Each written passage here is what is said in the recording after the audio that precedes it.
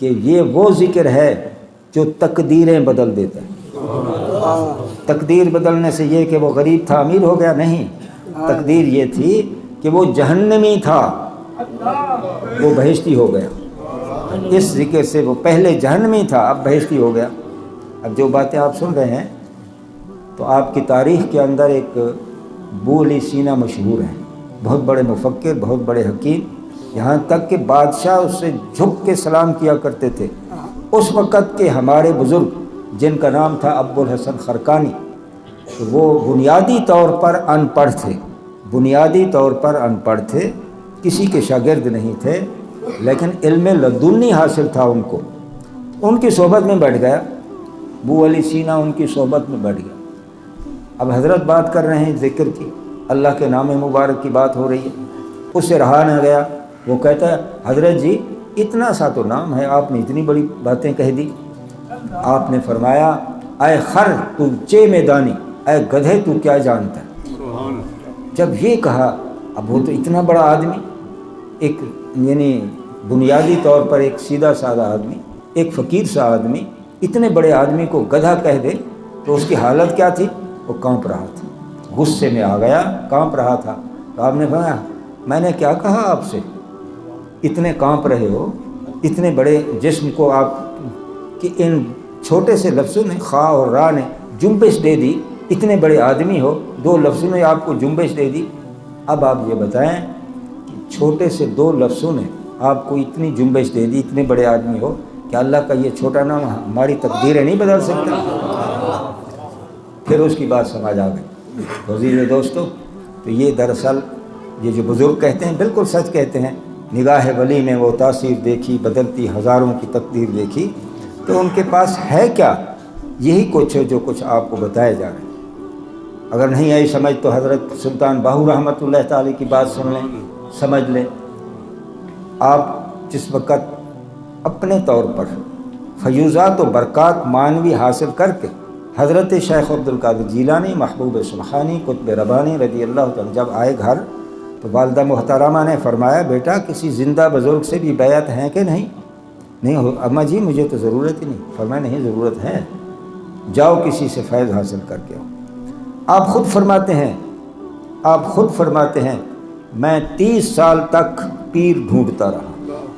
کہنے والوں نے کہا حضرت وہ ساری زبانیں سرائکی چاہدن وٹا جو مارو پیر دے سر تے وان لگ دے، ہر گلی کوچے میں پیر ہی پیر ہیں، تو آپ کو 30 سال لگے؟ تو فرمایا جسے میں ڈھونڈتا تھا وہ مجھے 30 سال بعد ملا۔ ان کی خوبی بتائیے تو پھر یہی تو تھا، اللہ فلاح چبے دی بوٹی مرشد من میرے میں لائی، نفی اسباب دا پانی ملیا ہر رگے ہر جائی ہو، اندر بوٹی مشک مچایا جہاں پھلانتے آئی ہو، جیوے حضرت مرشد باہو جیسے بوٹی لائی۔ ابھی آپ سے بات وہی ہوئی ہے کہ نا؟ یہ دل پہ اللہ کے ذکر کا خیال جو دیا جا رہا ہے یہ وہی تو ہے بوٹی۔ تو یہ تو ہو گئے قادریہ طریقے کے، اور یہ حضرت خواجہ سلیمان، حضرت خواجہ غلام فرید صاحب رحمۃ اللہ تعالی اپنے عارفانہ کلام میں اس کی تعریف فرما رہے ہیں۔ فرمایا جو کوئی دل دو دھیان رکھے،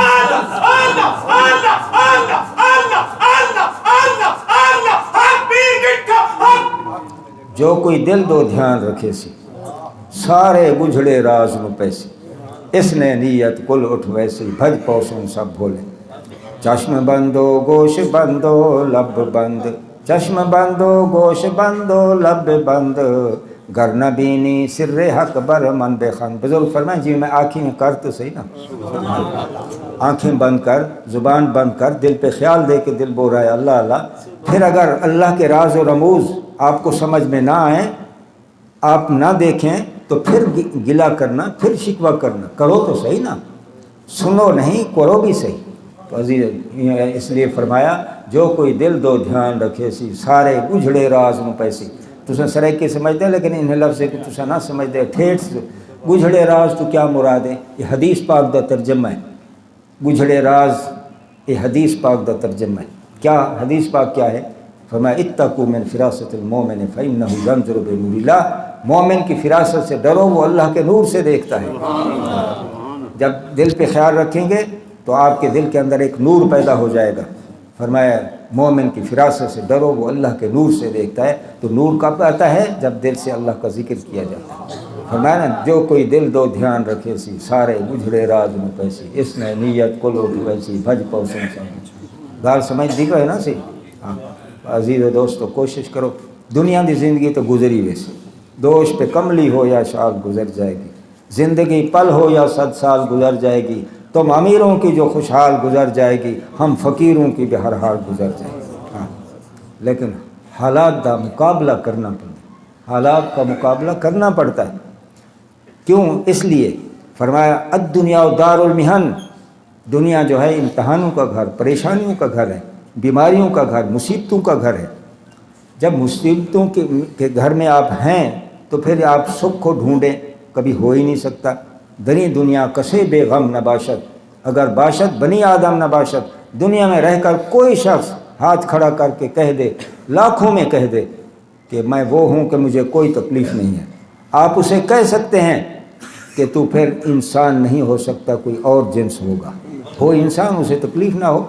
اب سب سے بڑھ کر سکھوں کا جو حق بنتا تھا تو وہ حضور علیہ السلام کی ذات بابرکات تھی۔